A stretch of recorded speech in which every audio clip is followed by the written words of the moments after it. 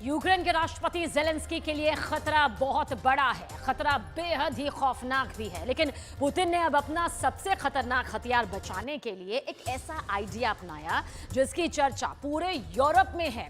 और बाइडेन भी हैरान है कि पुतिन आखिर ऐसा फैसला कैसे कर सकते हैं। अगले एक हफ्ते में अगर पुतिन का ये आइडिया फेल हो गया तो ज़ेलेंस्की बहुत बड़ी मुसीबत में फंस जाएंगे।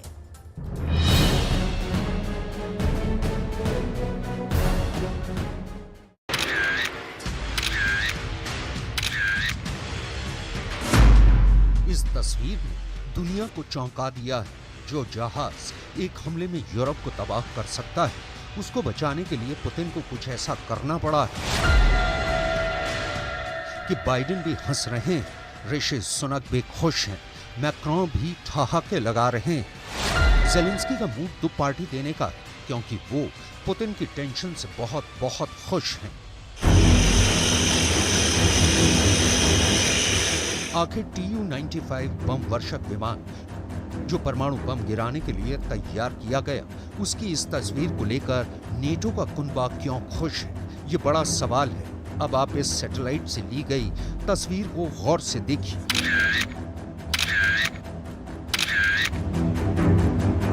इस फोटो में आप TU-95 बम वर्षक विमान के विंग्स पर रबर के टायर रखे हुए देख सकते हैं। ये वाकई बहुत अजीबो-गरीब तस्वीर है। सवाल है कि आखिर TU-95 बम वर्षक विमान के विंग्स पर टायर क्यों रखे गए हैं, इसका मकसद क्या है? तो जवाब है ये ड्रोन, जो ज़ेलेंस्की के छापामार युद्ध का बड़ा हिस्सा है। इसी ड्रोन से रूस में कई हमले किए गए हैं और अब खास तौर से इस UJ-77 ड्रोन को यूक्रेन में एयरफोर्स किलर के नाम से लोग जानने लगे हैं।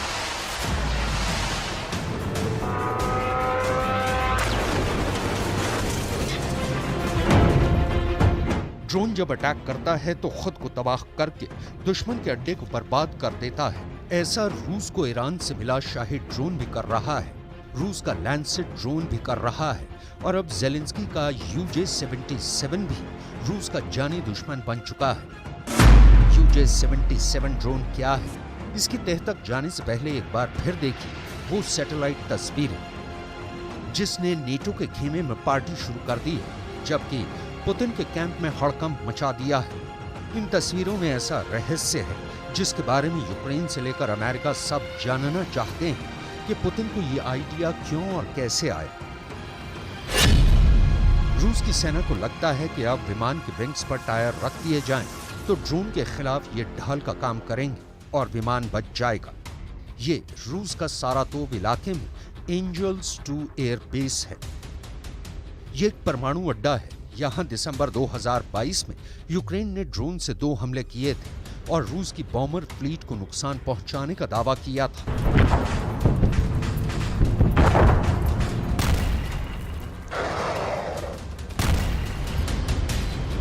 सारातोव में एंजल्स एयर बेस पर पुतिन के बहुत ही खतरनाक TU-95 परमाणु बॉम्बर तैनात है। इस जगह से यूक्रेन क्या पूरा यूरोप डरता है। अमेरिका भी इस एयर बेस पर अपनी सैटेलाइट से 2400 घंटे नजर रखता है।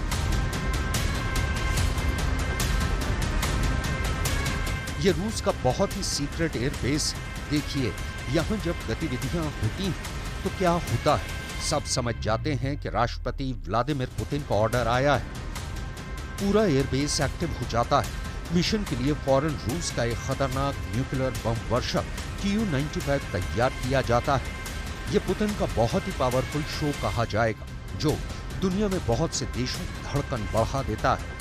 आप कह सकते हैं कि पुतिन का परमाणु हमले का लॉन्चिंग पैड एक्टिव हो गया है। सवाल उठता है कि क्या पुतिन का मिसाइल वाला बड़ा ऑर्डर आ चुका है?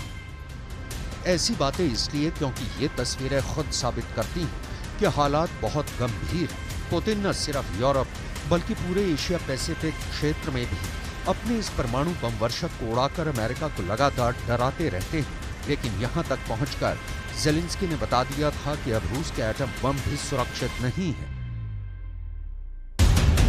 क्योंकि यहाँ दिसंबर में एक बड़ा धमाका हुआ था जो एक CCTV में रिकॉर्ड हुआ और उसकी धमक पूरी दुनिया में महसूस की गई। एक बार फिर देखिए धमाका कितना बड़ा था।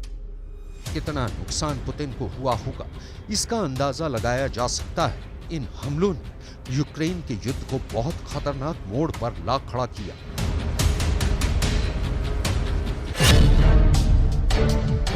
आपको इस मैप को ध्यान से देखना होगा। यहाँ यूक्रेन भी है, रूस भी है। दिसंबर 2022 में यूक्रेन के टारगेट बने रूस के 2 मिलिट्री बेस, एक है रयाजान में जो यूक्रेन की राजधानी कीव से 800 किलोमीटर दूर है, और दूसरा है सारातोव जो कीव से 1100 किलोमीटर की दूरी पर है। दोनों ही एयरबेस पर हमला हुआ। दावा किया गया रूस की Tu-90 फ्लीट को बड़ा नुकसान पहुंचाया गया।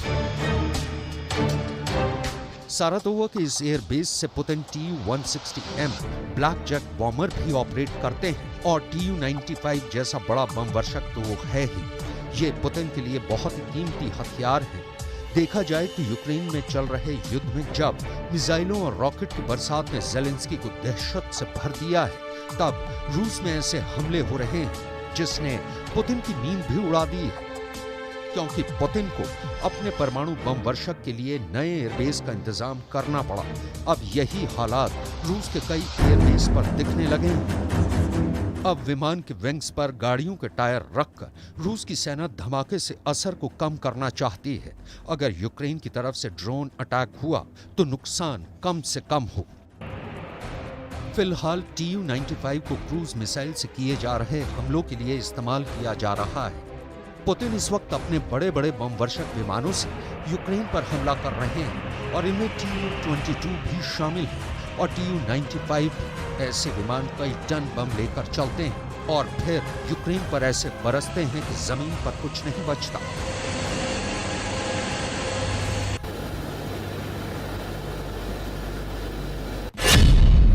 पुतिन ने हाल ही में कीव पर किए गए हमलों में 11 Tu-95 बम वर्षक विमानों को इस्तेमाल किया, और इन विमानों से 28 Kh-55 मिसाइल फायर की गई। ये विमान कैस्पियन सागर की तरफ से आसमान में थे, और वहीं से ये मिसाइलें दागी गईं, जिनकी रेंज 2500 किलोमीटर तक है। जबकि कीव पर 16 शाहिद 136 ड्रोन से भी हमला किया गया, और ये अटैक अलग अलग दिशाओं से हुआ। पुतिन की जवाबी कार्रवाई का दर्जा रूस पर हुए हमले का लेवल तय करता है, और इस लिहाज से सितंबर का महीना तो ज़ेलेंस्की के लिए बहुत खूनी रहने वाला है, क्योंकि अगस्त में ही ज़ेलेंस्की ने पुतिन को नुकसान पहुंचाने वाले 2 बड़े मिशन अंजाम दिए हैं। 29 अगस्त रात 11 बजे जब इस आग ने रूस में दहशत फैला दी, सायरन बजने लगे। ये रूस का पेस्कोव इलाका है, और यहाँ हुए धमाकों के बाद एयरबेस धू-धू कर जलने लगा। इन तस्वीरों की वजह से रूस में जितनी दहशत फैली, उतना शायद पुतिन गुस्से में आ गए। वो बहुत बेचैन हो गए, क्योंकि इस हमले में 20 ड्रोन से हमला किया गया, और इस अटैक में रूस के 1-2 नहीं 4 बड़े मालवाहक विमान Il-76 तबाह हो गए।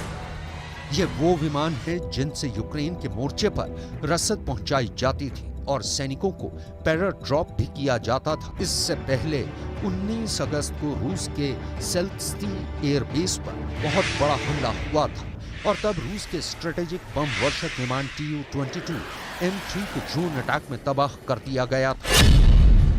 तब इस तस्वीर ने पुतिन को बहुत बेचैन रखा। 24 घंटे के अंदर पुतिन की तरफ से जवाबी कार्रवाई का इंतजार होता रहा। इस तस्वीर ने रूस की इज्जत को जैसे मिट्टी में मिला दिया। इस तस्वीर को देखकर पुतिन बार बार पूछते रहे कि इसका जिम्मेदार कौन है और उसे क्या सजा दी जाए। इस तस्वीर को रूस ने दुनिया से छुपाने की बहुत कोशिश की, लेकिन इतने एंगल से यह तस्वीर वायरल की गई कि रूस की बहुत फजीहत हुई।